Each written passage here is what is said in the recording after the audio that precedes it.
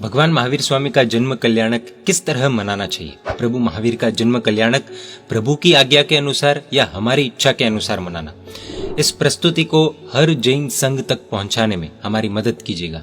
बहुत गंभीर विषय है, इसलिए पूरी जानकारी के लिए बने रहिए इस वीडियो के अंत तक।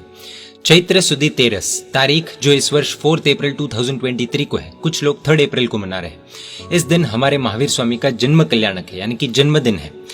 प्रभु के प्रति प्रेम होने के कारण उनके जन्म कल्याणक की खुशी में हम सब अच्छे से अच्छे तरीके से ये दिन मनाएं, वो तो अत्यंत सराहनीय कार्य है ही।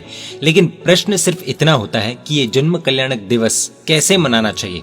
हमारी इच्छा के अनुसार या फिर प्रभु की आज्ञा के अनुसार? हमें जो अच्छा लगे वो करना या प्रभु को जो अच्छा लगे वो करना? हमारे घर पर बेटे बेटी का जन्मदिन हो तो उसकी इच्छा के अनुसार हम करते हैं या फिर अपनी इच्छा के अनुसार? सोचने जैसा है। ज्ञानी गुरु भगवंत कहते हैं कि एक बात गंभीरता से हमें समझ लेनी चाहिए कि प्रभु की आज्ञा को तोड़कर हम जो कुछ भी करेंगे वो धर्म के नाम पर अधर्म होगा, पुण्य के नाम पर पाप होगा। आइए सिर्फ 10 पॉइंट्स में देखते हैं किस तरह प्रभु का जन्म कल्याणक मनाना चाहिए और किन बातों का ध्यान रखना चाहिए। पॉइंट नंबर 1, जिस तरह गांधी जयंती बोलते हैं ऐसे महावीर जयंती बिल्कुल भी नहीं बोलना है, महावीर जन्म कल्याणक बोलना है। इसके पीछे का राज किसी और दिन अवश्य जानेंगे या फिर आप ज्ञानी गुरु भगवंतों से पूछकर भी जान सकते हैं। पॉइंट नंबर 2, गुरु भगवंत कहते हैं कि हो सके तो उस दिन उपवास करना, न हो पाए तो आयंबिल आदि तप करना। जैन धर्म में प्रभु का जन्म कल्याणक तब से मनाया जाता है। हम खाए पिए उसमें प्रभु खुश नहीं है, लेकिन हम हमारी आत्मा के लिए तप त्याग करें उसमें प्रभु खुश है। वैसे भी शाश्वत होली चल रही है, हजारों लोग 9 दिन आयंबिल करते ही है, तो हम 4 अप्रैल को एक दिन का आयंबिल अवश्य कर सकते हैं। पिछले साल श्री विजयवाड़ा जैन संघ में कुल 1008 से भी ऊपर आयंबिल हुए थे। इस वर्ष 29 मार्च के भी कई वीडियोस देखने में आए हैं जिसमें हजारों की संख्या में तपस्वियों द्वारा होली के निमित्त से आयंबिल किए जा रहे हैं। विदेशों से भी वीडियोस आ रहे हैं। प्रभु इससे खुश होते हैं। प्रभु खुश होते हैं इसका मतलब यह नहीं कि वो मोक्ष में बैठे प्रभु खुश होंगे, वो तो मोक्ष में है। यहाँ प्रभु का खुश होना अर्थात हमारे कर्मों का क्षय, हमारी आत्मा का कल्याण, हमारी आत्मा पर बुरे कर्मों का बंधन न होना। पॉइंट नंबर 3, प्रभु की जो शोभा यात्रा निकलती है उसमें बीच बीच में खाने पीने की चीजें रखी जाती है। भक्ति करने वालों के भाव अच्छे हैं, लेकिन उनको इस बात का सही ज्ञान नहीं है।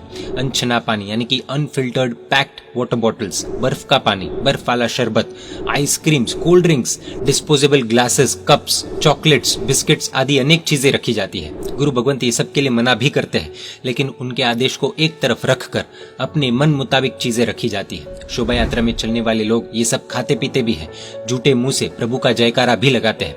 इसमें प्रभु की आज्ञा नहीं है, ये सब प्रभु की आज्ञा के विरुद्ध है। ये सब अभक्ष्य चीजें हैं, इसमें बहुत ज्यादा जीव हिंसा होती है। भले ये चीज लोग अपने अपने घर में करते हो, लेकिन धर्म के नाम पर यह धर्म उचित नहीं है। सब लोग घर में टीवी देखते हैं, इसका मतलब ये नहीं कि मंदिर उपाश्रय में भी टीवी रख दिया जाए। पॉइंट नंबर 4, शरबत आदि पीने के बाद झूठे डिस्पोजेबल ग्लासेस, कप्स रास्ते में या डस्टबिन में लोग फेंकते जाते हैं। उसमें मिठास के कारण चींटी जैसे जीव खींचे चले आते हैं और अनगिनत जीव मरते हैं। ये कचरा लोगों के पैरों तले कुचला जाता है या फिर कचरा इकट्ठा करके जला भी दिया जाता है। सोचिए, हमारे कारण कितने जीव मरेंगे, जलेंगे, उसका पाप किसे लगेगा? प्रभु का सूत्र है अहिंसा परमो धर्म, और वो ही प्रभु की शोभा यात्रा में अभक्ष्य, अंडे वाली biscuits, chocolates, disposable glass, cups आदि के माध्यम से कितनी सारी हिंसा होती है। क्या ये प्रभु को पसंद है? क्या ये प्रभु की आज्ञा है? आप खुद कहिए, क्या ये धर्म के नाम पर अधर्म नहीं? क्या प्रभु महावीर का जियो और जीने दो का सिद्धांत यहाँ पर लागू होता है क्या? गंभीरता से सोचने जैसा विषय है। पॉइंट नंबर 5, कुछ लोग ऐसा मानते हैं कि हमने पानी में या शरबत में या छाछ में बर्फ नहीं डाला है, लेकिन उसके चारों ओर बाहर बर्फ रखा है। अरे भाई, बाहर या अंदर, ऊपर या नीचे, दाएं या बाएं, किसी भी तरह वो बर्फ नहीं चलता है, क्योंकि बर्फ ही अलाउड नहीं है।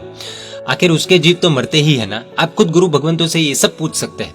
दूसरा ये कि आजकल के हमारे जो अप टू डेट लोग हैं, मॉडर्न लोग हैं, उन डिस्पोजेबल ग्लासेस, कप्स आदि को रास्ते के ऊपर ही डाल देते हैं और स्वच्छ भारत का तहस नहस कर देते हैं। इस वजह से स्थानिक लोकल लोगों में शासन की बहुत ज्यादा निंदा होती है। तब हम जैनों की सभ्यता कहाँ चली जाती है पता नहीं, और इस शासन की निंदा का भी हमें ही पाप लगता है।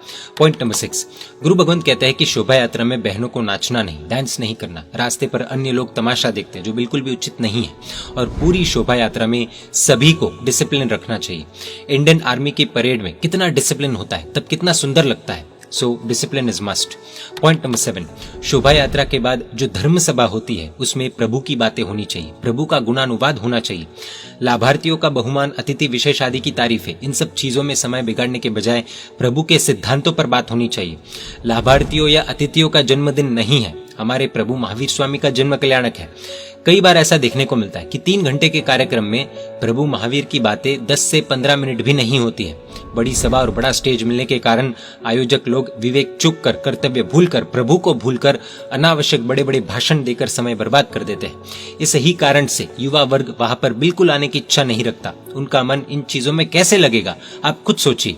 स्वामी वात्सल्य में, भोजन में 20,000 लोग होते हैं, धर्म सभा में 2,000 भी नहीं। ये सब धर्म सभा की अव्यवस्था का नतीजा है। बिना मतलब के विषय पर भाषणों में किसी को इंटरेस्ट नहीं आता। इस वास्तविकता को जितना जल्दी हम सब समझेंगे उतना अच्छा होगा। जो गुरु भगवंत या जो एंकर सभी के हृदय में प्रभु महावीर के प्रति अतिशय बहुमान खड़ा कर पाए, वैसे ही गुरु भगवंत या एंकर को बोलने का मौका देना चाहिए। युवा वर्ग को जैन शासन में जोड़ने का सुनहरा अवसर होता है ये धर्म सभा, अनावश्यक बातों में बर्बाद नहीं करना चाहिए। पॉइंट नंबर 8, शोभा यात्रा के बाद स्वामी वात्सल्य यानी कि जीवन रखा जाता है। उसमें भरपूर अभक्ष्य लीलोत्री वापरी जाती है। वाटरमेलन, मैंगो जूस आदि बर्फ वाले रखे जाते हैं। बिना छाना पानी भी रखा जाता है। कहा प्रभु का त्यागमय जीवन, कहा शाश्वत नवपज्जी के दिन, और कहा भोग विलास से भरपूर पार्टी जैसा हमारा स्वामी वात्सल्य।